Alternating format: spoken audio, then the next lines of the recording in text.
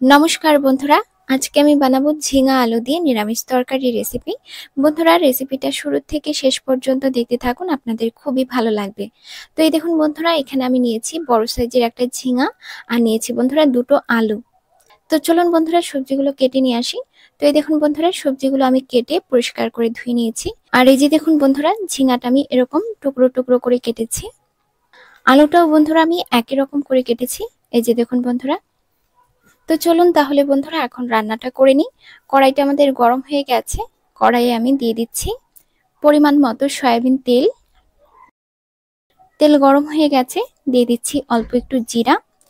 জিরাটা brown colour হয়ে গেছে, এখন আমি দিয়ে দিচ্ছি বন্ধুরা অল্প একটু লবণ। এখন আমি বন্ধুরা দিয়ে দিচ্ছি আলুগুলো আর দিয়ে দিচ্ছি অল্প একটু হলুদ গুঁড়ো। প্রথমে আলুগুলো একটুখানি ভাজা করে নেব।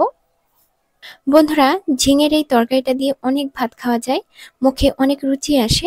আর গরমের জন্য এই ধরনের তরকারিগুলো কিন্তু বন্ধুরা ভীষণই ভালো, খেতে ভীষণই ভালো লাগে।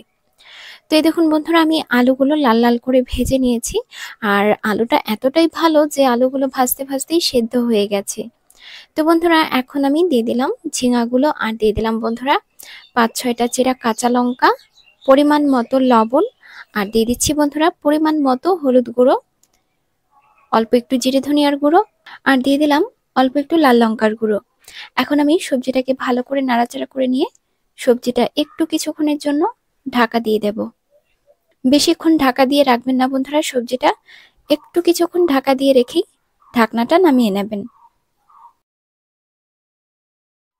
এখন বন্ধুরা সবজিটা আর ঢাকা দেব না, ভালো করে নাড়াচাড়া করে নিয়ে সবজিটা আর একটু কিছুক্ষণ ভাজা করে নেব।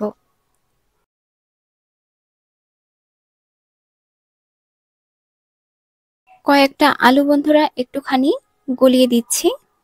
বন্ধুরা, আপনারা যদি ঝিঙা কাটতে না পারেন তাহলে আমার চ্যানেলে গিয়ে ঝিঙা কাটার ভিডিওটা দেখে সঠিকভাবে ঝিঙা কাটাটা শিখে নেবেন।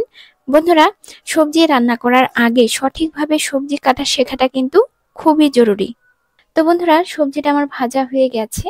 আর এই যে দেখুন বন্ধুরা, সবজিটা কিন্তু বেশ সুন্দর লাগছে দেখতে। বন্ধুরা, এখন এই সবজিটাতে অল্প একটু জল দিয়ে সবজিটা মাখা মাখাও বানাতে পারেন রুটির সাথে খাওয়ার জন্য। আবার বন্ধুরা, একটু বেশি জল দিয়ে হালকা পাতলা ঝোলও করতে পারেন ভাতের সাথে খাওয়ার জন্য। আমি বন্ধুরা হালকা পাতলা ঝোল করছি ভাতের সাথে খাওয়ার জন্য। তো বন্ধুরা, সবজিতে পরিমাণ মতো জল দিয়ে দিয়েছি, সবজিটা ভালো করে নাড়াচাড়াও করে নিলাম। এখন বন্ধুরা দিয়ে দিলাম অল্প একটু গরম মশলার গুঁড়ো। এখন বন্ধুরা তরকারিটা ভালো করে নাড়াচাড়া করে নিয়ে তরকারিটা একটু কিছুক্ষণ ফুটিয়েই তরকারিটা আমি নামিয়ে নেব।